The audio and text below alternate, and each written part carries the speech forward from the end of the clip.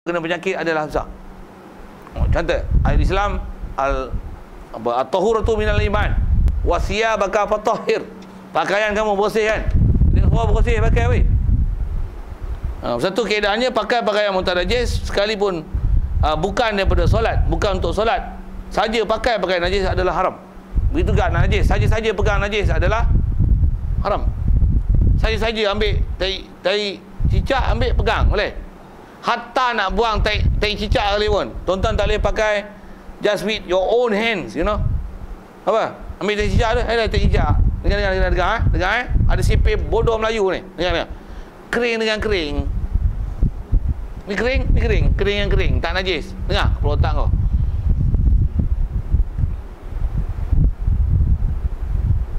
Pegang wajib basuh. Dia yang kering kan? Kering, tai kering, tempat sodok tai tu kering. Pergi buang kat luar. Sodok tu tak payah basuh. Kalau tidak ada apa-apa air najis lekat. Kering yang kering. Tangan, walaupun hang kering, tai tu kering. Siap tiup lagi. Tangan macam mana? Wajib basuh. Satu sikit isu yang dah lepas, walaupun agak basi saja nak sebut. I want to touch a dog. Boleh tak? Pasal apa? Mutan najis. Kau pegang, yang tu kering yang kering. Dengar saya sebut. Bola otak kau. Itu saya kata, sepir Melayu bodoh yang selalu tersebar. Kering yang kering. Dia kering yang kering ni, pakaian kering dengan bulu dia kering.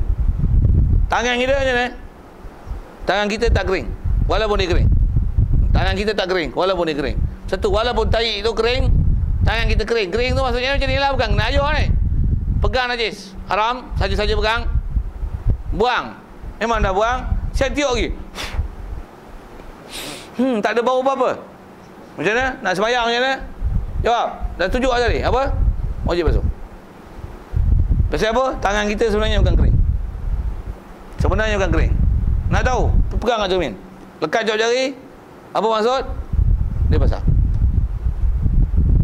So, ada silap fix tu. Kering yang kering.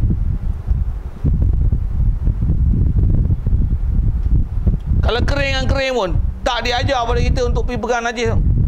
Ni I want to touch a dog, you pelotok tu. Esok dia buat I want to touch a pig. Hari tu pun nak sebut itu kan. Dah jadi lah. Kita sebut dulu macam tu. Nanti apa? I want to touch the K-pop artist. Oh, the K-pop. Bukan touch. I want to kiss. I want to be peluk. I want to be peluk with artist. Artis Korea peluk macam mana? Penonton pun cium. Artis suruh cium. Penonton suruh cium. Bengong. Bila dah cium, sorak pula. Sorak, orang patutnya baling tu, baling motor tu. Benda mungkar. Saya nak sebut apa tuan? Dah jadi lah masa tu. Tu anjing suruh pegang, pakak pergi pegang anjing. Orang menyanyi hak Korea, pakak pergi naik atas petas kena peluk dengan Korea. Buat tu buat ulasan lah kata dia. Tuan-tuan, saya buat tu semua dengan izin Allah. Ada kan dia komen kelakar bawah ni. Untuk tuan jumpa tu, macam saya duk ajar akidah tuan-tuan. Macam mana? Tampar sekali. Kenapa tampar saya? Jawab. Saya tampar dengan izin Allah. Orang macam tu dia lawyer buruk itu je. Itulah macam-macam lah. Okey, now we solat haitsu la rutubata. Jadi tak boleh.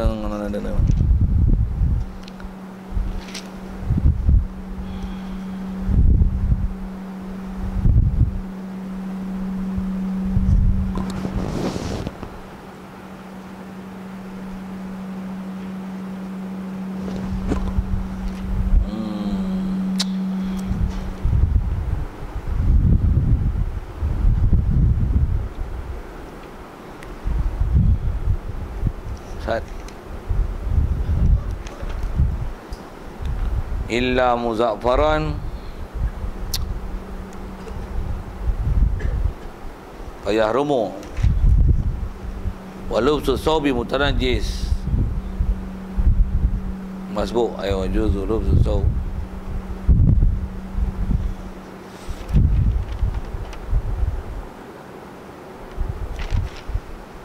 Dia atau sini.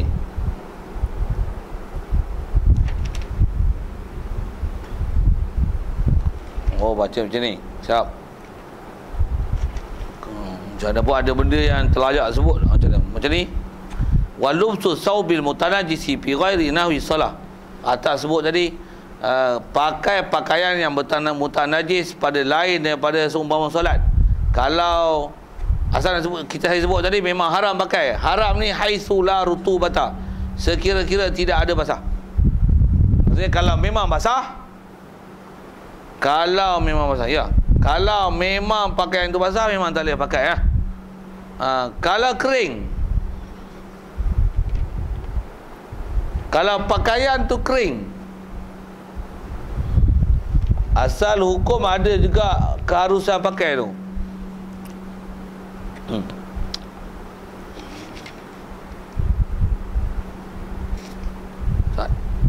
Kitab ni kadang-kadang ni dia susah sikit ni. Khususan al-fakir salah atau izalah.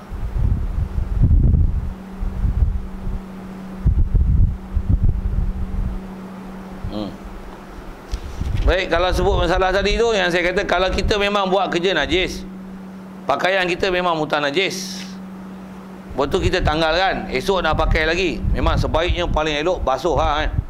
Kalau dia masih mutanajis, apatah lagi ada hukum macam ni, yang ni baru tanggung haram ni. Kita tanggal tu, masa tu dia basah, lembab, lepas tu kita tanggal, esok nak pakai lagi, kita badan bersih ni, nak tukar pakaian tu, dan pakaian tu masih basah, haram. Pakaian tu masih basah, haram. Yang kita tak basuh tadi lah, kan? Kalau dah basuh, basah-basah dia pakai, tapi memang tak elok kesihatan. Nak sebut tentang haram dari si pakaian najis tu, kita dah memang berlumur dengan najis, waktu kita tak basuh, sidai bagi kering, tapi tak dan kering, esok pakai pula, basah, dan kita tak basuh, haram. Kalau kering, ada wajah kata boleh pakai, tapi kering lah, barang yang mutanajis tu kering, ada wajah kata boleh pakai. Pasal apa? Dia mutanajis, bukan ain najis. Jadi kalau saya sebut dengan najis sentuh anjing, anjing tu dia bukan mutanajis, dia ialah ain najis. Kalau sentuh tai cicak kita sebut tadi, itu adalah ain najis. Ini sebut pakaian, pakaian tu bukan najis, dia mutanajis. Apa beza najis dengan ain najis dengan mutanajis?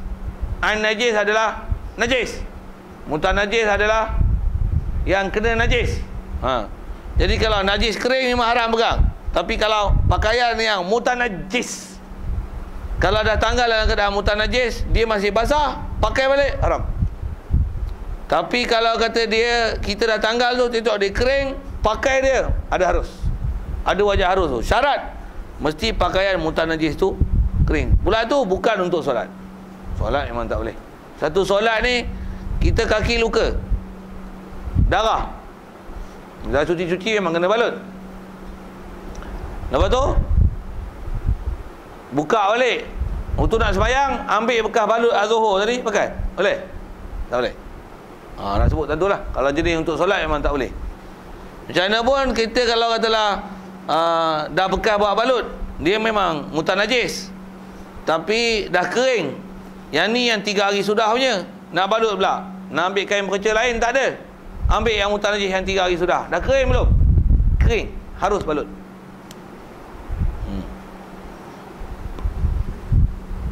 Tapi nak sembahyang tak boleh lah. Itu kalau ikut yang di syarah tu, kalau ikut baca lufzu tu atah pada masbur dia kata.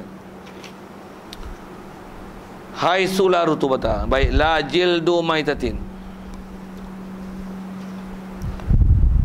La tak harus pakai kulit bangkai. Kulit bangkai ni maksudnya kulit bangkai yang tak disama. Pasal kulit bangkai yang tak disama adalah ain najis. Kulit bangkai yang tak disama adalah ain najis. Jadi haram pakai pakaian najis. Okey, bila daruratin, dengan keadaan darurah. Kalau darurah, dia ada keharusan pakailah. Contoh kata dia kaftirashi jildi sabuin ka asadin. Seperti kita buat hamparan dengan kulit binatang buas, seperti singa. Kulit mana ni? Kulit yang bangkai. Tapi buat hampa. Kulit bangkai. Kalau dah samak tak ada masalah. Pasal apa? Samak sekalipun samak gunakan tai burung merpati untuk jadi bahan untuk samak kan ni. Tai memang najis. Samak dah. Dengan sebab tu dah kulit tu dia istilahnya jadi masak. Kalau rendam air pun tak busuk. Lepas tu kita pakai. Kalau katalah rendam dengan tai burung merpati ni dia muntah najis. Bila dah disamak elok-elok, lepas tu kita basuh, hilanglah hukum muntah najis tai burung tu. Macam mana pun dia adalah muntah najis. Ada pun memang bangkai yang tak disamak, dia adalah ain najis. Tentulah beza nak sebut muntah najis tu. Macam mana pun bila najis yang tak disamak dengan tai burung merpati, dia kering, namanya muntah najis. Kalau kulit bangkai kering, tu namanya najis. Pasal dia ialah najis kalau tak disamak. Jadi ada beza antara pakai najis dengan muntah najis. Ya. Walahu it'amu maitatin linahwi tairin. Dan boleh bagi seseorang beri makan bangkai bagi seumpama burung. Burung bagi makan bangkai. Tak kira burung elang ke apa-apa kan. Ataupun macam mana? Ada ayam mati, ambil ayam tu cincang, bagi ayam makan ayam. Ayam makan ayam, boleh? Harus. Ataupun ayam mati, cincang, bagi makan apa? Bagi makan ikan. Ikan apa? Ikan patin, ikan keli, boleh? Boleh. Bala pun makan ayam, boleh? Lembu mati tengah jalan, betul? Ambil daging lembu tu, cincang, potong kerat, bagi ikan keli makan. Buang dalam kolam, bagi ikan keli jadi macam ikan piranha, lantak, boleh? Harus. Tak jadi keli, tak jadi bangkai. Keli makan bangkai, dia tak jadi bangkai. Kalau daging babi kali pun, babi mampus, bubuh dalam kolam ikan. Memang disebut tu, tapi saja bagi macam tu sikit. Keli makan daging babi, keli jadi babi tak? Tak. Tapi keli makan daging babi lah, itu ya. Tapi keli tak jadi babi. Cuma kita jijik lah kan. Bagus, orang Melayu ni jijik ni bagus. Jijik lah sikit. Tapi adakah keli itu jadi babi? Tak. Untuk adakah hukum makan babi? Tidak.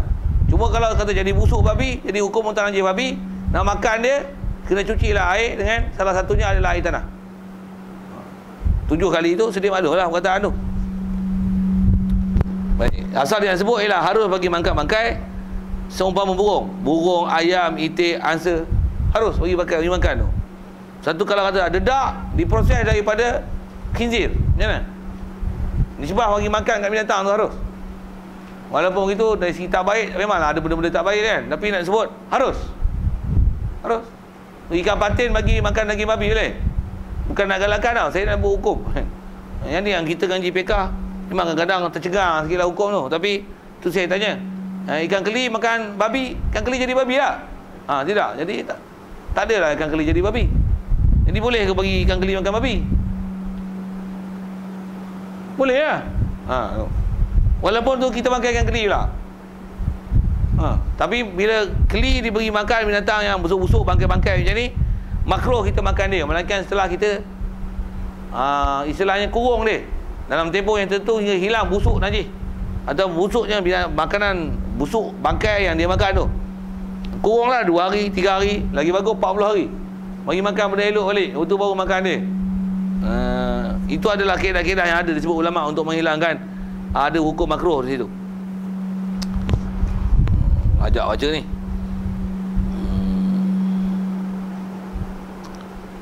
Linahwi tairin. Jadi bagi bangkai ke burung, ayam, itik, ke binatang boleh. Habis sikit itu. La kafirin, tak boleh bagi makan bangkai ke orang kafir. Ayam mampus. Kita berniaga pasar, ada ayam seekor mati tindih. Tak ada nak sembelih. Haji, itu ayam mati tak? Haji dah jual tak? Salah jualnya. Kasih sama kita boleh tak? Buat apa? Mau makan lah. Haji tak boleh jual kan? Haram kan? Wah, dia buat haram Haji tak boleh makan punya. Tak boleh makan. Jadi haji taklah makan punya, kasih kita orang makan boleh tak? Boleh. Maksudnya bagi kafir makan tak boleh. Walaupun dia nak makan. Satu tengok, kita ada babi masuk kawasan kampung kita. Kita pun tembak babi, lastik babi, apalah buat bagi babi mampu lah. Untuk panggil apa? Asyam. Jumpa pagi-pagi suai di kap. Suai di kap. Suai di kap. Untuk apa? Babi mampu ya. Nak ke? Sedekah sama luar boleh tak? Sedekah boleh. Tu bangkai ayam pun tak boleh. Apa tak lagi? Bangkai babi. Untuk kalau dia nak macam mana? Tak boleh bagi. Pasal haram bagi dia makan bangkai. Mana yang kita tak boleh makan, haram bagi orang kafir makan. Satu salah ada orang kata kafir boleh makan babi, kita tak boleh makan babi. Salah ayat tu. Apa yang haram kita makan, haram juga untuk orang kafir makan. Tambah pula dalam negara Islam. Apatah lagi kita yang bunuh babi tu, kita bagi dia, tak boleh. Kalau ada elak-elak fiqah pun macam ni. Kita bunuh babi, nak tanam bukan senang, kita geli lah tu. Betul? Kita panggil siam. Ni tanam ini babi. Wah, banyak lubang besar kena kolej ah. Itu berapa duit ni? RM10 sudah lah. Oh, RM10 cukup lah? Cukup lah. Dia bukan pergi tanam, dia buat apa? Dia boleh buat gula. Itu punya pasal dia. Kita suruh dia tanam. Tapi kalau dia tahu, itu kalau kita tak tahu, tak apa lah, tak ada dosa kat kita. Tapi kalau kita tahu, lu mau bikin gulai lah. Dia tahu, wallahi tak lah bikin gulai punya. Boleh percaya ke? Saja buat kadang-kadang ada yang pandai-pandai ni. Dia pun tahu kita hukum, kita alert dengan dia. Dia kata taklah buat, kita tanamnya, ini pun taklah makan babi banyak penyakit mah. Kita pun taklah makan babi lama ah. Babi taklah elok punya. Boleh percaya cakap dia? Sila. Kalau dah terkena berapa kali, tak boleh bagi. Walaupun kita tanam free punya, taklah charge punya. Kita suka buat kebajikan sama orang Islam. Kebajikan tala kat dia. Wa mutanajisin lidabatin. Habis tu. Dan juga boleh bagi makan benda mutanajis bagi dabah bagi binatang. Nasi kita masak-masak tengok ada tai cicak dalam nasi. Dan ada tai tikus kan, tai cicak kan, tai tikus. Cedok-cedok, oh tai tikus. Boleh makan nasi tu? Geli tak? Untuk boleh tak nasi yang masak dengan ayam tai tikus tu bagi ayam makan boleh? Boleh. Boleh. Sebut tu lah, boleh bagi makan. Untuk tak muntah najis, bagi ayam makan tak dosa. Selalu bagi makan pokok ikan tu tak dosa. Sama lah hukum muntah najis sama kan. Jadi sebab apa? Benda muntah najis boleh bagi binatang makan. Muntah najis boleh, benda najis pun boleh makan ke binatang, harus. Okey. Yang tak boleh bagi kat kafir. Kafir tak boleh pasal dia manusia. Okey. Wa yahillu. Wah, banyak tu. Tak tengok jap, padang muka kita. Sorry ah. Wa yahillu ma'al karaha istimalul ajz. Soal kalau ada situ. Dia mau nak soal takut. Lagi panjang sangat kena marah dengan orang. Ya. Yeah. Oh. Ya.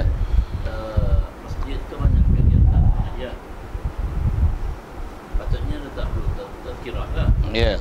Tapi orang yang main mengaji tu bukan yang main sebelah tu. Dia tak datang. Ya. Itu biasanya golongan lama-lama ni nak ibadat lah. Zikir kata semayang lah. Ya. Jadi ada kita utama orang yang malas datang haji ni, kita ketepikan orang yang nak ibadat tu. Kalau ikut dari sisi keutamaan diberi pada ahli ibadat tu lagi. Saya kalau masa pembincangan dengan arwah dulu, masa pejabat agama pun di kampung kita, memang kaedah macam tu dalam kitab pun. Pasal orang yang tak mau ibadat ni, kau support ke mana pun, ceramah mereka dengar. Nak bantai pun support aku khutbah lagi. Semua kena. Tak payah tazkirah lah. Lagipun memang ahli ibadat ni ramai. Memang kalau buat tazkirah ganggu ke dia. Lagipun tazkirah pun dontam orang tak semayang tak ngaji ni. Kawan dengar lah bagi ilmu sedap je. Ada juga input kat aku. Ni dia mengepek kat demo tu. Aku kadang-kadang kena mengepek sekali. Jadi ada zikir tak habis, selawat tak habis, Quran tak habis kan. Jadi keutamaan kalau ikut diberi pada orang yang memang ahli ibadat ni. Pasal itu memang hak dia untuk dia buat ibadat. Cukup. Nampak lagi begini pula. Ustaz juga ni. Dia kata mengaji ni adalah lebih utama dari zikir. Ya. Bagi yang terkira. Macam-macam. Dia bagi ayat tu betul, tapi syarahan tak betul. Memang mengaji ni lebih besar daripada zikir.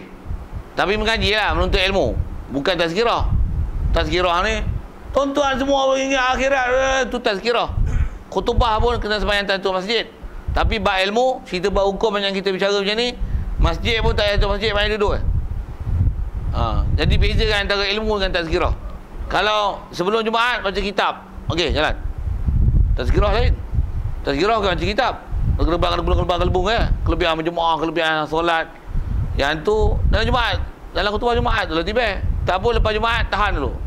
Masuk yang main Jumaat, habis main Jumaat, tutup. Siap bawa tongkat tu depan. Siapa keluar tiba. Apa? Pegang tu. Carat 10 minit. Kaki bukul kampung duduk tepi. Buh lah contoh gitu kan. Jadi lepas Jumaat tiba. Macam tu kot. Ya.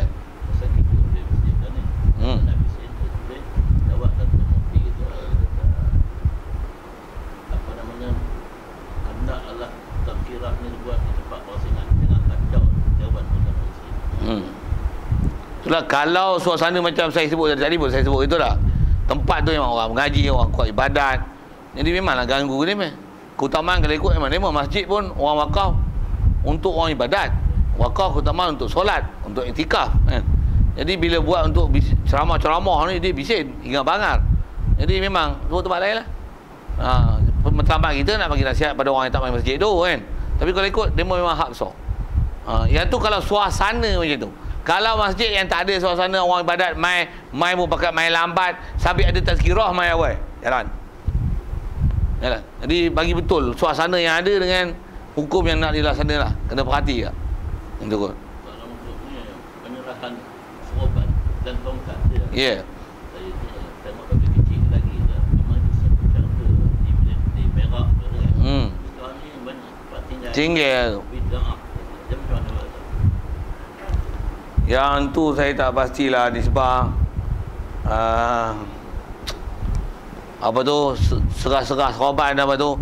Macam mana pun kalau atas kata uruf untuk menunjukkan kemuliaan, yang ni orang baik, itu bagi serah dia satu kerja yang sangat mulia kan. Tak ada masalah. Jadi dari segi hak tu bagus lah tu. Guna serah tongkat-tongkat tu. Cuma kalau tengok asal usul atas, kalau orang kata bid'ah, banyak benda bid'ah yang haram besar lagi awak tak bising. K-pop tu awak tak bising. Pergi bahasa gitu lah. Jadi benda-benda macam tu pun kalau haram, berdosa besar mana sangat. Kalau takat pegang tongkat tu, butuh serah tongkat pun dengan istilahnya berserah menyerah pasal itu, bagi serban. Tengok tak ada benda mungkar itu pun, jalan je lah. Pasal bid'ah pun mungkar ke gitu.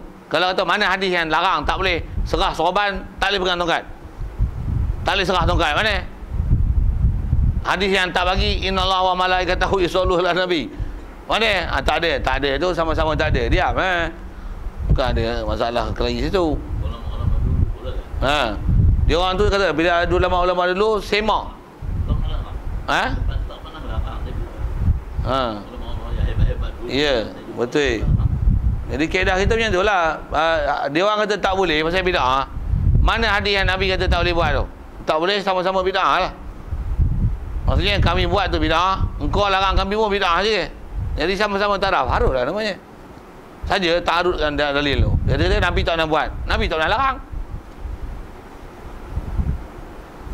Memang Nabi tak nak buat, Nabi tak nak larang. Macam tu. Ini banyak khatib tadi. Ya. Dia di sunatkan supaya datang akhir. Ya. Jadi dia tak dapat lah peluang mau bercontoh kabin tu tadi. Jadi apa ganti dia kata. Hak tu tak berapa peralus lah nak jawab. Masa apa gantinya tu kan. Kan dia dormah ke relax ada benda dia agak dormah pula. Tak perhati pula tu. Sorry lah, benda-benda macam tu kerana saya tak peralus lah. Tapi dari segi hukum dia kata yang tu iktibar amalan Nabi. Rasulullah memang itu. Khotib dia tak main awal. Jadi faham tu nisbah amalan dia tak beramal di masjid lah. Lagipun selalunya orang sikit kalau sarah gini, setakat yang pernah tengok yang ada bahas, dia kata pasal orang dulu kalau nisbah nak ibadat sembahyang Jumaat, dia akan tengok ke khotib tu. Jadi kalau khotib main awal, dia orang pun kalut mari awal. Jadi baguslah pakat semua main awal kan. Tapi biasanya dia pretend atas khotib tu. Jadi khotib ni bila datang orang jadi tumpuan. Jadi orang jadi tumpuan tu main datang kemudian. Usah main awal. Macam tu lah kot. Ya. Dia ada penceramah orang dan beza lah kita berjalan kaki ke masjid melangkah, kalau kita naik motor, naik kereta, Ya. jawab kita ikut pusing saya pahala macam itu.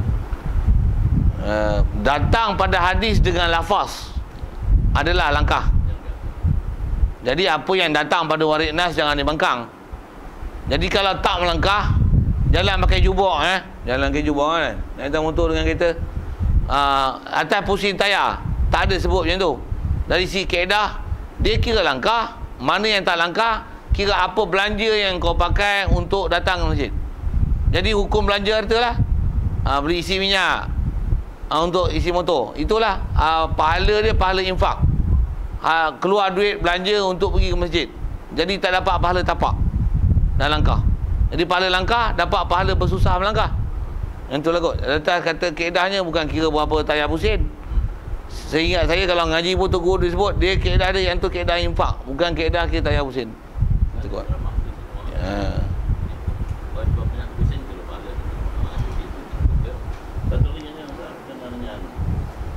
Pakai benda campur tadi suara, ini jenis suasa macam mana? Oh, suasa lain. Dia tak boleh kias ke sutera tu. Pasal kaedah mah ni, apa-apa barang yang campur dengan mah boleh diambil semula daripada campuran itu. Pula tu nampak warna emas, haram pakai emas tu. Walaupun katalah 100 gram mah tu 40 gram, yang tak mah tu 60 gram. Katalah gitu kan, yang dibuat perhiasannya, tapi warna emas tu masih nampak. Dan emas tu kalau kita buat dengan proses kimianya, boleh dihasilkan lagi emas dengan bukan emasnya.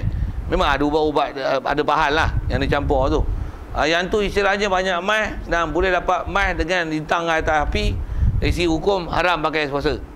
Kalau nak boleh macam ni, emas salut dengan plastik, tak nampak emas, walaupun emas boleh pakai. Berbanding dengan plastik, salut dengan emas, tak boleh pakai pasal nampak warna emas. Hukum macam tu lah. Satu, bila campur suasa, dia bukan istilah salut, dia campur sekali, dan memang akan nampak warna emas kuat di situ. Jadi memang tak boleh lah pasal warna emas tu nampak. Kaedah nak pakai je, dah buat mahal macam mana, beli spray hitam, spray pakai. Pasal apa? Tak nampak warna emas. Tak apa, rendam dalam satu benda lain yang boleh menyebabkan proses pengaratan cepat. Tak nampak warna emas, tak nampak suasa, nampak cincin karat pakai. Itu yang ada sebut dalam kitab. Pasal jangan bagi nampak warna emas. Nampak warna emas tu haram. Masalah pakaian tak najis dia. Ya. Tengok orang Melayu kita memang dah jadi budaya lah. Semayang pakaian khas.